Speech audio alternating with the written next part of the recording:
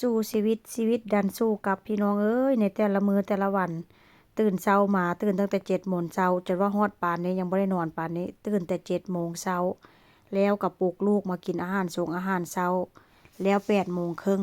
8 โมงครึ่งอันปู่ก็มารับลูกสายเพราะว่าเตรียมสิไปโรงเรียนธรรมดาข้อยก็ต้องไปส่งแต่ว่ามื้อนี้ข้อยก็บ่ได้ไปส่งเนาะพี่น้องเพราะว่าหยังเพราะว่าอันข้อยเปลี่ยนงานไปเข้างานกะเช้าปู่ก็เลยรับหน้าที่แทนไปส่งลูกสาย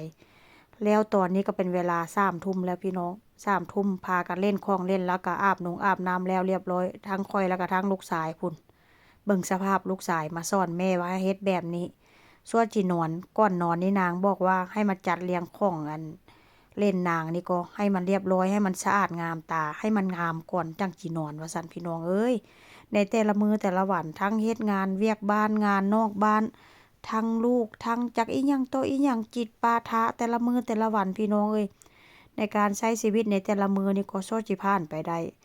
อันค่อยละว่าย่องตัวเองเนาะย่องตัวเองว่ามาเก่งคักเก่งแน่พี่น้องตื่นตั้งแต่7 โมงเช้าไปเฮ็ดงานกะเช้า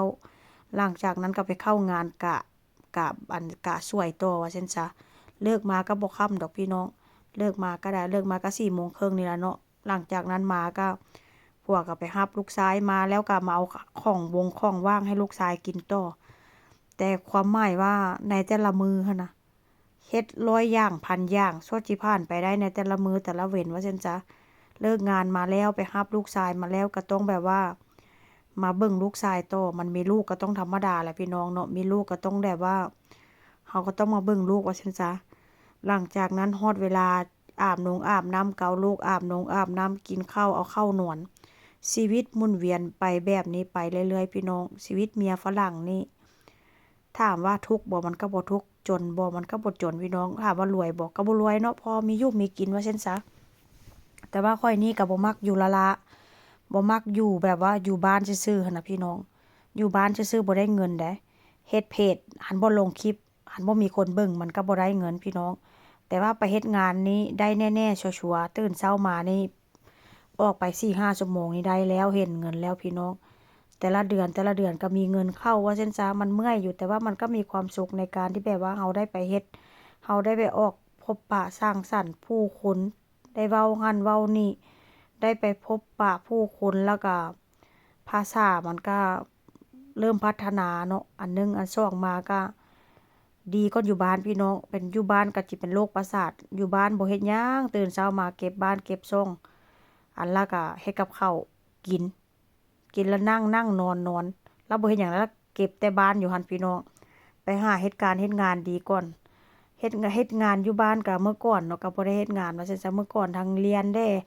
แล้วก็ทั้งเฮ็ดงานไปนำก็มันก็เมื่อยเด้อพี่น้องแต่ว่ามันก็คุ้มค่าเนาะคนเฮานี่เด้อพี่น้องอยู่ไสก็ย้าขอถ้ามีงานการเฮ็ดแล้วก็คนเฮามันก็มีค่าหั่นแหละพี่น้องมีทุกค่าหั่นล่ะแต่ละเดือนน่ะค่าน้ำค่าไฟ ค่ากินค่าอยู่ค่าใช้จิปาถะว่าซั่นจ้ะแต่ถ้าหากว่าเรามีงานมีการหั้นนะพี่น้องชีวิตเรานี่ก็มันค่อนข้างจะดีขึ้นได้บ่มันสิมาเกาะแต่ผัวนี่มาหลายปีแล้วพี่น้องเขาสิไล่หนี้ได้แต่ละมื้อแต่ละเว้นนี้อันเอาแน่ๆฉันเนาะค่อยหาเงินมาก็ผัวก็บ่ได้ขอหั้นน่ะพี่น้องหาเงินมาก็ได้ก็หาเงินมาก็เก็บเข้ากระเป๋าตัวเองว่าซั่นจ้ะ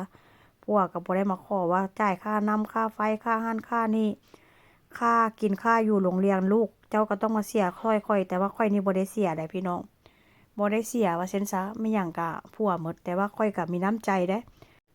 ก็บอกว่าบางเดือนเนาะบางเดือนแบบว่าเฮ็ดงานอ้าวหลายชั่วโมงหั้นน่ะพี่น้องค่อยก็บอกผัวได้ว่าค่อยสิเสียเด้อเดือนเนี้ยเดือนนี้สิเสียค่าโรงเรียนลูกดอกผัวก็แล้วแต่เจ้าก็